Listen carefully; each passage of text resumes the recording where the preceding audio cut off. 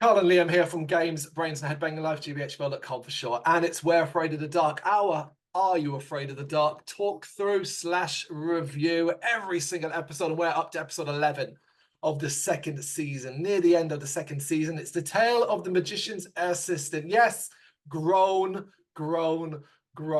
It's magic stuff. And that means you should already know who the story comes from. But this one's written by Cassandra Shafferson and directed by Ron Oliver. I thought it was really interesting because the writer of this episode is also the writer of The Shiny Red Bicycle. The Tale of the Shiny Red Bicycle. What went wrong? Time will tell. There we go. Right, cast Noah Plenner as Todd Marker. The name should ring a bell, folks. James Bradford, credited as Jim Bradford, as Shandu. Sally Singal as Mrs. Marker. Wendell Fulford as Nazrak Woman. And Mark Bromelo as the Nazrak Demon. That's our cast. That's all we need. Noah Plenner, who portrays Todd Marker, also appeared in season 1 episode, The Tale of the Twisted Claw, as Dougie Freeman. And of course, if you're wondering, well, that's not that memorable. Why would I remember Noah Plenner for that? It's because he is the brother of Benjamin Plenner, and Benjamin Plenner appeared in the episode The Tale of Jake and the Leprechaun. So the Plenners have their grubby little fingers over several episodes of Are You Afraid of the Dark? Sort of magic-based ones as well. But Tale of Jake and the Leprechaun is super memorable. I think that's the difference. That is true. It is very memorable. And that's about it. There actually wasn't as much information about this one as others, I'm afraid. So we're just going to move straight into the story as we catch up with the Midnight Society. And everyone is on time for the meeting. And Gary's impressed. You're such a nerd, Gary. And Frank agrees because he compares Gary to his homeroom teacher, Mr. Drago, a dull man. But Gary defends the teacher. How does he know? It's because this teacher shops at his dad's magic shop, and he is I'm going to struggle to say this, a prestigiator. I can't even say it. Prestigiator. What is that? I'm saying it wrong anyway. It's a freaking magician. Because Gary is such a nerd, he couldn't just say magician. And according to Gary, because Mr. Drago is so cool, he calls himself the Amazing Drago. And it's like, yeah, because that's the coolest name ever. So cool. Frank doesn't believe him, but some of the others point out, hey, we've seen Mr. Drago on TV. And the moral basically is you shouldn't judge people because you never know when they're going to surprise you, which leads to Gary's story. Sometimes things don't turn out exactly the way you expect them to. People might not be who they seem to be, and simple things could turn out to be far more amazing than you could ever imagine. Yes, it's a Gary magic story, and submitted for the approval of the Midnight Society. It is The Tale of the Magician's Assistant. Look, I'm giving it away, folks. I don't like this episode. I'm getting it out right now. I don't like it, but I don't like many of the magic related ones. The only saving grace normally in the magic ones is a reoccurring character who doesn't reoccur in this one, isn't in this one. Spoilers, man. Don't care. We're going to talk it through. It's spoilers. It's all spoilers. But seriously, how do you do a fucking magic episode and not at least have a side-eye cameo? You're done. Fucked it up, Gary. All right. The story is about a teenage boy named Todd Marker. His dad recently passed away, and his mother has taken to working, but is struggling to support them on both her job, both of them on her job alone. And wanting to help, Todd applies for a job that he read about in the paper.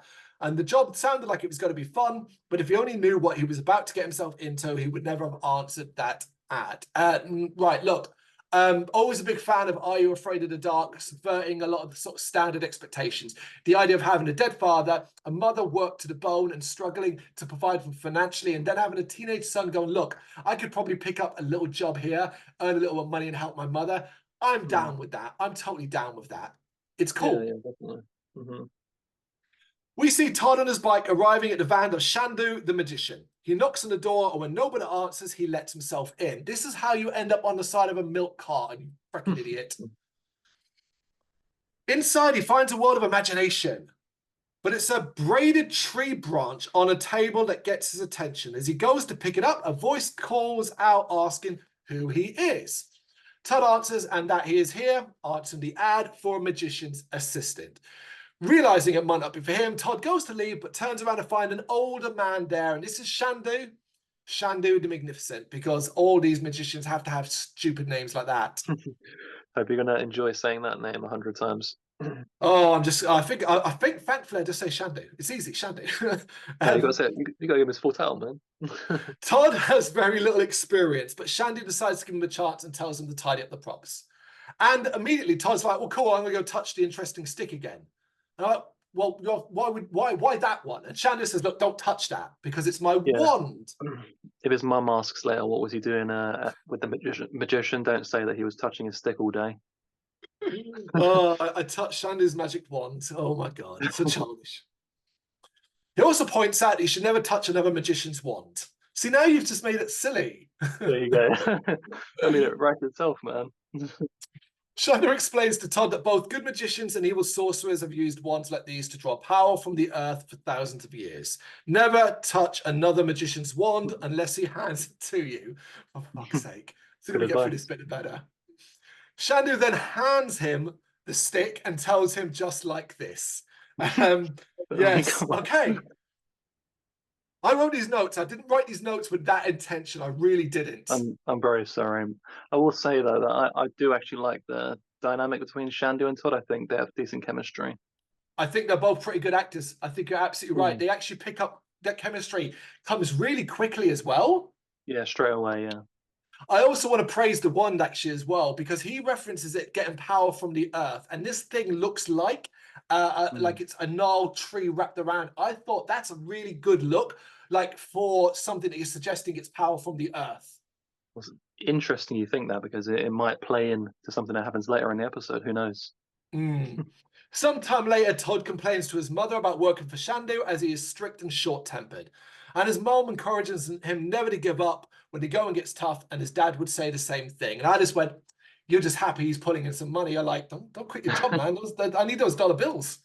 Yeah, why don't you get a few more hours? And over the next few weeks, Todd and Shandu rehearse magic acts, but Todd keeps making mistakes as we constantly get magic rules. Magic rule number 2, only let them see what you want them to see. The more mistakes Todd makes, the more determined he is to prove himself, though. But Shandu is reaching his breaking point.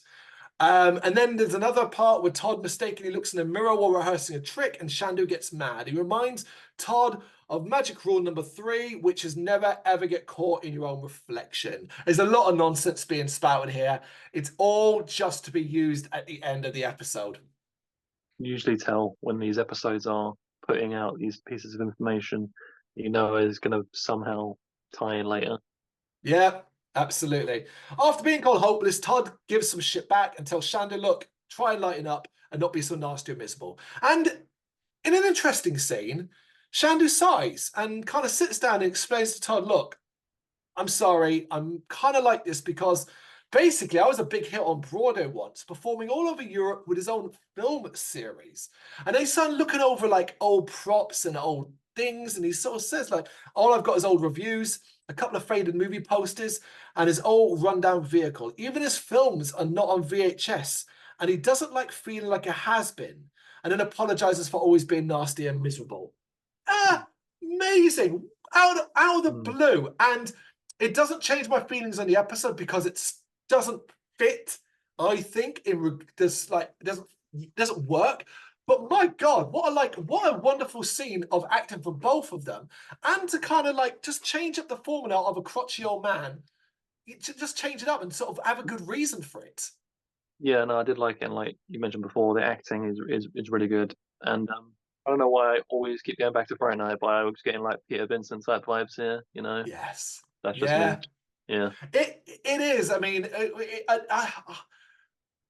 I don't know. I mean, because it's not like Fright Night was the first to ever do these sort of things, but No. because I guess the age and the look is all that, it's very easy. And Peter Vincent, if you know Fright Night, they were talking the original Fright Night here, of course. Peter Vincent is one of the most lovable horror characters ever. I mean, it's one of my favorite horror movies. I think that's why this is what I instantly think of when I see any kind of reference to it. I'm like, Fright Night. Yep. Go and see Fright Night, folks. Go watch Fright Night. Yeah. Mentioned it enough times. And having shared a moment, Shando gives Todd the bow he wore on his first performance for good luck. And that kind of encourages Todd to carry on. It's the day of the big magic show, and they're performing a kid's birthday pie. They do some tricks before moving on to a mirror illusion trick and doing it successfully. And after the show, Shando tells Todd, "Look, you weren't the worst assistant I've ever had." And you know it's light praise, but you know it's a big deal to Todd, and he's very pleased to get that praise. I did think it was kind of funny when they have the transition. You know, they're doing all this preparation and stuff. And I know he mentioned how he's previously on Broadway and all that kind of stuff. And it kind of feels like how intense it is going to lead up to some big spectacular show, and then it leads to them performing at like a kid's birthday party. I thought that was really funny, like funny transition. I think it was a great summation of what he was upset about, how far he's fallen, but also Yeah. I think a good summation of how magic after a certain point was seen. Once the curtain got pulled back, everybody stopped caring, and it became entertainment for kids. I could see Mm. it in the 30s and the 40s and so on being in a very entertaining stage show and pressed and stuff like that. Go and play a game like even like the late 1800s and early 1900s. Play a game like Red Dead Redemption or something like that, and you run into a magician there, and it's wow and oh my god and all that kind of thing. By the 90s, Mm. thanks to movies, really, there was nothing magical anymore. Yeah, and I do. Sad. I'm kind of partial to that sort of like old classic type of magic, just the old rabbit out of the hat and the flash paper type thing, and the old classic Mm. magic wand. There is something like cool about that. Agreed. The next day, Todd arrives at Shandy's place, but finds it in a mess. Something has happened. It looks like someone has trashed the place, and Shandu is nowhere to be found. For some reason, though, he decides now is the time to help himself to the wand and uses it with the magic words of Shandu can do. Honestly, like this is the shit I hate. This is like embarrassingly lazy, cheesy, and it makes no sense. Place is trashed. Looks like someone tried to rob it. I know. Grab the wand. He's just been waiting to get his hands on it. Any excuse. This would have worked, right? If we had done a few times throughout, every time he's in there, it was like the wand was trying to pull him, almost like the One Ring from Lord of the Rings. Mm. That's true. Yeah, like heard like whispers or something, like pick me up or something like that. Yep. Anyway, it transforms the room back to how it was before, and Todd realizes the wand is actually magical. As he puts it back in place, Shandu comes back in, unaware of anything having happened. So Shandu's now in, seemingly unaware. The place is tidy, and we do have a literal magic wand. Yeah, which Shandu probably don't leave that thing lying around then. Really not. Getting home, Todd finds his mother exhausted from work. This upsets Todd, especially as she's going to have to pull another all-nighter. And so he makes the decision to take Shandu's wand. And he takes his mom's tree plant, which conveniently looks almost like Shandu's wand, and swaps them over. Yeah, that is one of those. We have to write a way for this to work. Just make it so she's got a tree. Back home, he uses the wand to instantly complete his mother's work. And now things get weird, really weird. Through a blue aura, a spirit of a blonde woman appears. The spirit introduces herself as Nazrak, and she tells Todd that she is the spirit of the wand. And she tells Todd that the wand has special powers that only he can bring out, and he use it anytime he wishes to. And she vanishes in a blue aura, blowing him a kiss. So, yeah, all right. Sexy. Yeah. Todd goes back to Shando's vehicle to return the wand, and Shando catches him in the act, knowing what he did. Shando gets worried when hearing that Todd saw Nazrak and tells him, look, Nazrak is an evil demon. What? No way. An ancient, powerful sorcerer who has been imprisoned for centuries in the vortex. It can take on many forms and came to Todd as a beautiful woman. And Nazrak wants the wand for dark magic reasons, and if it gets the wand, we're all doomed. Todd tries to apologize, but Shandu kicks him out. I don't. What? Why does Todd using the wand summon Nazrak? If he's in this vortex, how is he? I don't. Yeah, just using it in any way, like will free him. Why don't you just like put the one somewhere else in, man? Yeah, if that's the case, you're burying that shit, Yeah, man. You're burying it.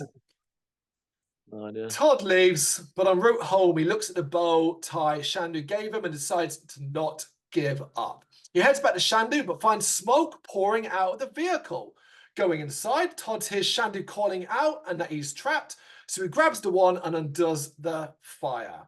The smoke clears and everything seems fine with Shandu standing across the room. That was easy. Oh, well, there we go. Because, of course, Well, as you no doubt would have guessed, go on. I will say that I like the effect that you have when every time he uses the wand, it like sort of sparks, and at one point it like the end of it actually like catches fire. I don't know if Yeah. you noticed that, but it's really brief and it actually is on fire for a moment. And like I was looking really closely and you can see the actor that plays Todd, he like slowly hands the wand down to someone. You can see someone take it off him like in the very corner of the screen, take it out of his hand. So I was wondering like was it supposed to catch fire and maybe they're quickly trying to like get it out kind of thing? Well spotted. I didn't. I'm going to go back and watch Mm, that. I am going to watch that because that says to me that they probably put things on the end of it to create the sparks and it went yeah. on fire. And obviously that wasn't the plan. And it's like, let's Mm. just get rid of that. You can see he like slowly brings it down on his like right hand side, and you can see him hand it off basically. Yeah, Fabulous. Also, then very good acting as well to not like react and just like, okay, I'll yeah. get rid of that and keep the He scene doesn't freak going. out. He does it in quite like a smooth motion, so it's good. Yeah. Oh, fascinating. Anyway, Mm. Shandu. It's not Shandu, of course. It's Nazrak, who is old demon-like, revealing that it tricked Todd into using the wand again, and now it's free, and Shandu is trapped in the vortex instead. Yeah, look, don't try and make sense of this. They don't explain it. They don't offer us anything. Use the wand. He gets free. Somehow he's able to trap Shandu in the vortex, but he must have done that before Todd used the wand because he did the Mm. whole illusion thing. So he must have power beforehand. So why, like, what? I hate that. Yeah, doesn't hold up when you think about it, does it? No. He tries to use the wand, but it won't work for him anymore. And Nazarick demands the wand, but Todd runs off terrified. Todd gets back home and tries to explain to his mother about the events, but she is revealed to be possessed by Nazarick, levitating while laughing evilly. And this might be my favorite bit from the episode because it's just insane. And it's full on horror, 80s style horror, floating in the air, Evil Dead like. I was banging. Well, actually, you didn't actually mention it in your like description of the episode, but there is a moment where earlier in the episode, I think Shandu he actually says the word deadites. He says that exact word in the episode, and I picked up on that straight away, and I was like, really, he said that? And then they have this scene. Like, there's no way that's coincidental, and I just think it's like so random of all the episodes where they could have had an Evil Dead reference. They decided to do it in this one, but you know, it was enjoyable, so I can't complain. You're right. I did miss that, and there's no way if that exists and this exists, like one of the two, I could just like leave to the side, put the two together because this really will make you. Wow. Yeah. Wow. Really fucking. Hey, let's see if we can sneak some Evil Dead references into this episode. Why? Yeah, man, I was pretty like bored up to this point, but then when all Evil Dead, I perked up a bit. I can't lie, man. Todd tries to hide, but he sees the reflection of Shandu in the toaster and reminding him to remember the rules of magic and he used them to his advantage. So somehow Shandu is able to contact him through the reflection of a toaster. Yes, fine, Yeah. whatever. Also, I'll just even though we have been somewhat praising the actor who plays Todd, I have to say that I actually didn't think he was that great of an actor throughout the episode because he seemingly has just a single expression. Even when he sees the deadite, it's just like dumb confusion. When he probably should be reacting a little bit differently to. There's a lot of crazy shit happening in this episode from that point onwards. He doesn't really react appropriately for not well enough for me.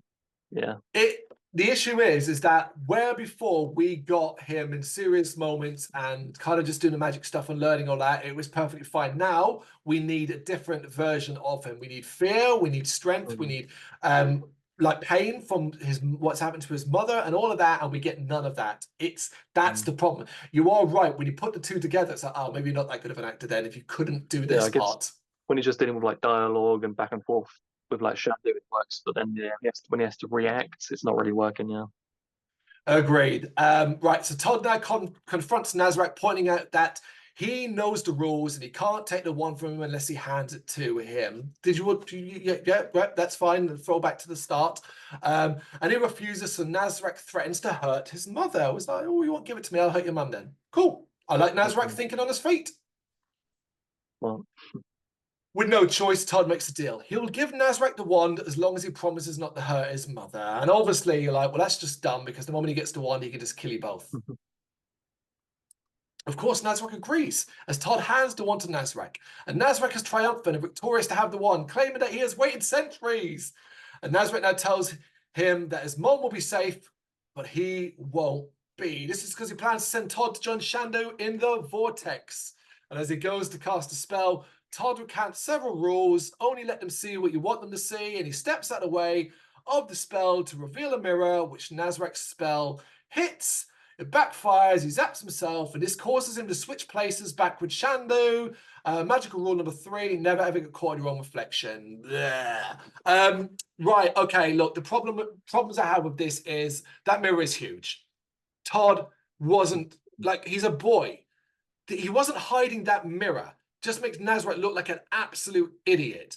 But again, it's like this the fact we don't have any real proper rules. They keep recounting rules about magic, but don't create any rules for the episode.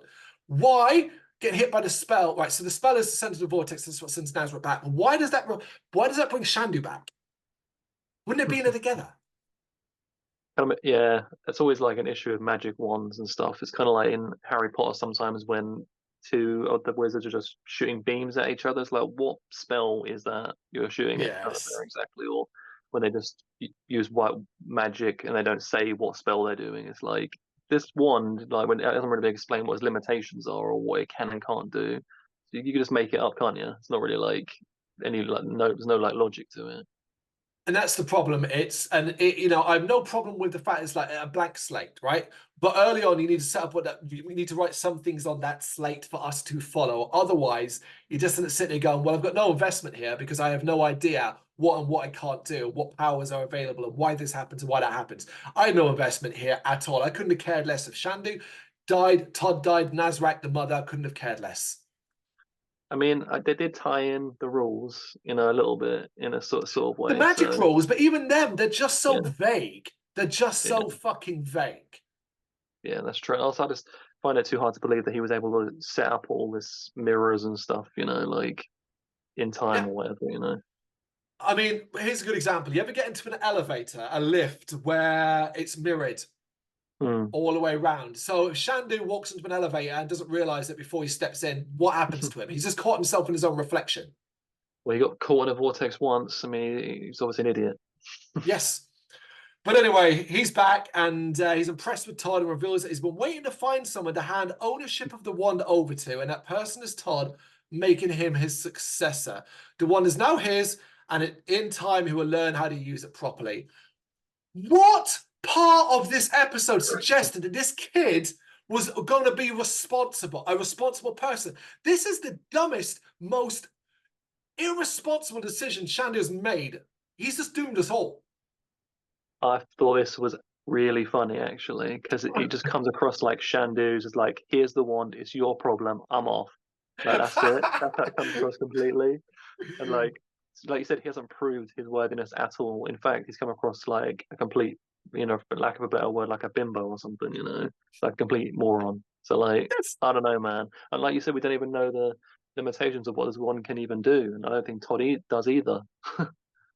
I remember I was sitting there typing my notes. I had a screen there and I'm tapping away and I'm writing the dialogue down as I'm going along. And when he said this line, I just went, what? Like, and I'm on my own and just immediately go, what? You can't be serious, Shandu. He freed he freed like the guy in the first place. It was him that did it. That's why it all happened because he told him not to touch the wand. It's like was it? I thinking like was it some sort of weird thing where he wanted him to do it for some reason to prove to it's like a test. But like and also like, what's the point of watching the wand? Like if he uses it again, does he just get free again or I don't Yeah. know.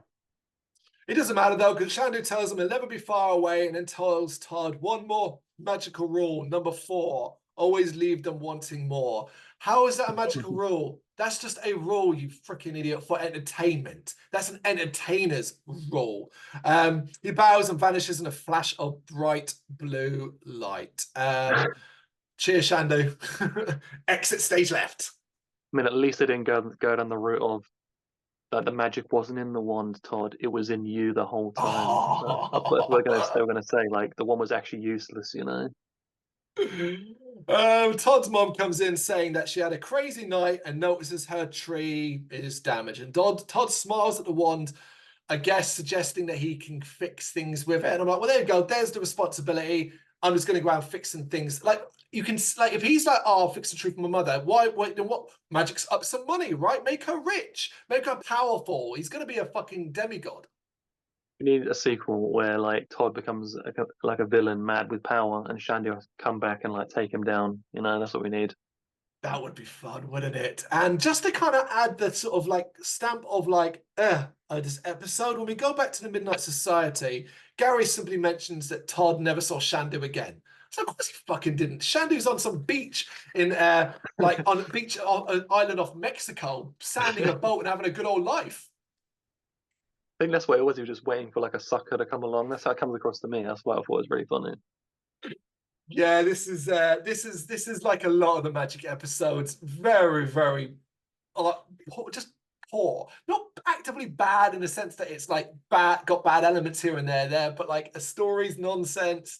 The acting is hit and miss. It has some strong moments, but it's also got some terrible moments. Its resolution is poor. It's forgettable as fuck. Yeah, I mean that's just the best way of putting it. I think it's like okay. I think it loses a point for having it be about magic and not including Sardo, because I think you're always expecting maybe he'd turn up at some point, but then I mean Gary was trying to mix it up, I guess. But you know, it has some great effects. There are some funny moments, good chemistry between the two lead actors. But it's just a little too similar to other magic-based episodes as well, and yeah, it ends up being rather forgettable, as you said. Don't like Gary's Magic episodes, stories, plot telling them, please. That's what you'd be saying if you were around the campfire. It's like your No, review to him after he's finished his story. Yeah.